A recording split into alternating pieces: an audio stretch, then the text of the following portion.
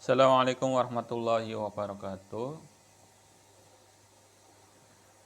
Apa kabar kalian? Semoga Allah senantiasa memberikan kesehatan dan perlindungan kepada kita semua. Amin, amin ya rabbal alamin. Untuk materi ini masih sama dengan pertemuan sebelumnya, yaitu tentang teks laporan percobaan. Hanya untuk pertemuan kali ini kita akan membahas mengenai menelaah struktur dan kaidah kebahasaan teks laporan percobaan. Sebelum itu saya akan membacakan terlebih dahulu kompetensi dasarnya. Materi dasar dibagi menjadi dua. Yang pertama tentang struktur teks laporan percobaan. Yang kedua tentang kebahasaan atau kaidah kebahasaan teks laporan percobaan. Dan untuk tujuan pembelajarannya, setelah mempelajari pokok bahasan ini, peserta didik atau santri diharapkan mampu menelaah struktur dan kaidah kebahasaan teks laporan percobaan. Nah, itu kompetensi dasar kalau dilihat dari materi dan tujuan pembelajarannya. Baik, kita awali pembelajaran hari ini dengan bersama-sama mengucapkan kalimatul al-basmalah. Bismillahirrahmanirrahim. Materi yang pertama tentang struktur teks laporan percobaan. Struktur yang pertama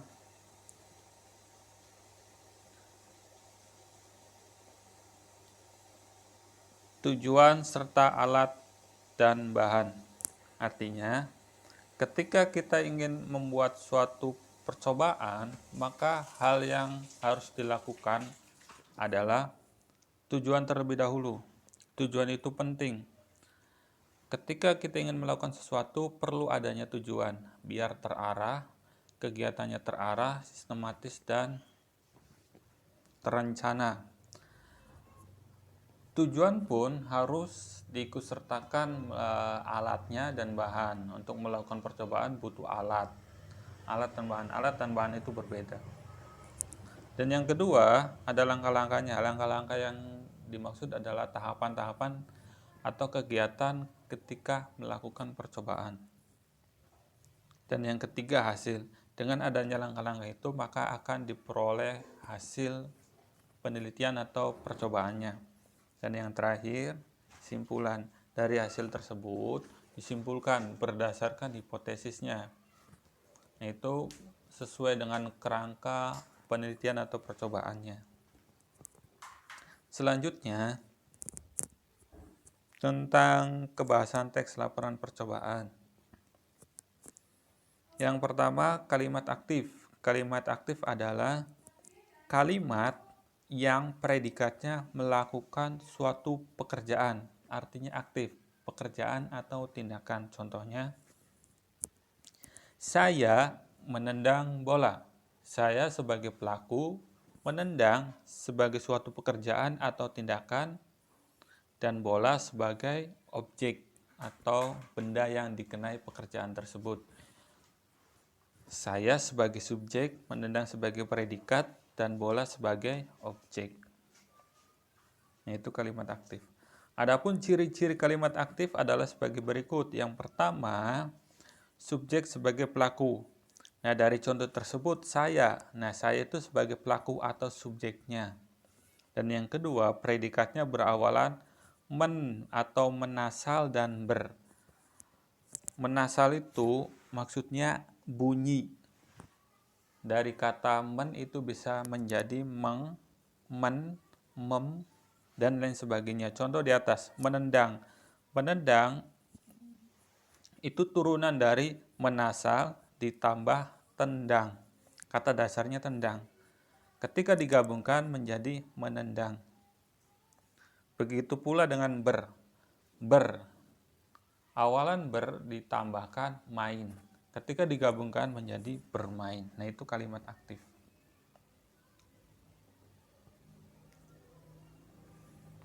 Kalimat aktif dibagi menjadi dua, yaitu aktif transitif dan intransitif. Yang pertama terlebih dahulu. Kalimat aktif transitif adalah kalimat yang memiliki objek. Contoh di sini.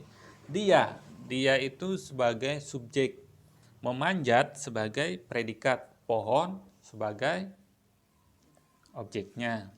Nah, itu yang dikatakan sebagai kalimat aktif transitif. Sedangkan untuk aktif intransitif itu kebalikan. Kalau yang aktif transitif membutuhkan objek atau memiliki objek, sedangkan intransitif tidak memiliki objek. Contohnya, dia tidur. Dia sebagai subjek, tidur sebagai predikatnya, dan tidak ada objek. Selanjutnya ada kata tugas. Kata tugas adalah kata penghubung atau pelengkap yang dapat mengikuti di dalam kalimat. Artinya, kata tersebut mengiringi suatu kata boleh atau dalam kalimat tersebut. Berikut jenis-jenisnya. Kata tugas terbagi menjadi 5. Yang pertama ada preposisi atau kata depan. Kata depan adalah kata tugas yang letaknya berada di depan. Jadi posisinya itu berada di depan. Contohnya di, ke, dari, dan lain sebagainya. Contoh kalimatnya begini. Saya pergi ke. Nah, posisinya ada di depan. Ke Jakarta. Jakarta itu sebagai bendanya. Jadi posisinya itu berada di depan kata benda. Ke Jakarta tadi pagi. Saya pergi ke Jakarta tadi pagi. Jadi secara tidak langsung kata depan ke itu menyatakan tujuan. Berbeda dengan di. Di menyatakan tempat, di rumah, di taman. Dari menyatakan asal, misalnya saya dari Cirebon, saya dari Bogor. Nah, menyatakan asal. Selanjutnya ada konjungsi atau kata hubung. Kata hubung adalah jenis kata yang fungsinya untuk menghubungkan dua satuan bahasa. Satuan bahasa itu kita mulai dari kata terlebih dahulu saja, kata, kalimat. Sebelum kalimat itu ada klausa, kalimat, setelah itu baru wacana, menghubungkan. Misalnya kata dengan kata, saya dan dia misalnya. Nah, itu kata dengan kata. Klausa dengan klausa, kalimat dengan kalimat, dan satuan bahasa lainnya sampai ke paragraf. Contohnya, saya makan sedangkan dia belajar. Nah, ini berarti menghubungkan kalimat dengan kalimat. Saya makan, itu kalimat aktif. Saya sebagai subjek, makan sebagai predikat. Konjungsinya sedangkan. Sedangkan dia belajar pun sama kalimat. Dia sebagai subjek dan belajar pun sebagai predikat. Selanjutnya ada artikula atau kata sandang. Kata sandang di sini adalah kata yang mengiringi kata benda, bisa sapaan atau gelar kehormatan yang disandangkan kepada seseorang.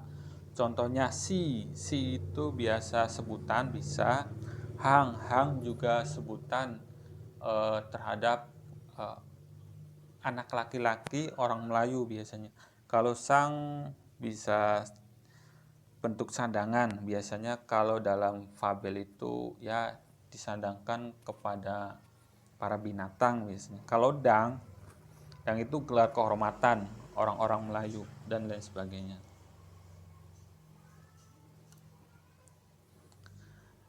Yang keempat ada interjeksi atau kata seru. Kata seru merupakan kata yang digunakan untuk mengungkapkan perasaan. Contohnya ah, wah, ya, hai, nah, oh, dan lain sebagainya. Atau Masya Allah, Subhanallah, itu bentuk kata interjeksi atau kata seru. Yang kelima ada partikel penegas. Partikel penegas merupakan kategori kata yang berguna untuk memberi penekanan atau memperkuat intonasi pada kata yang diikutinya.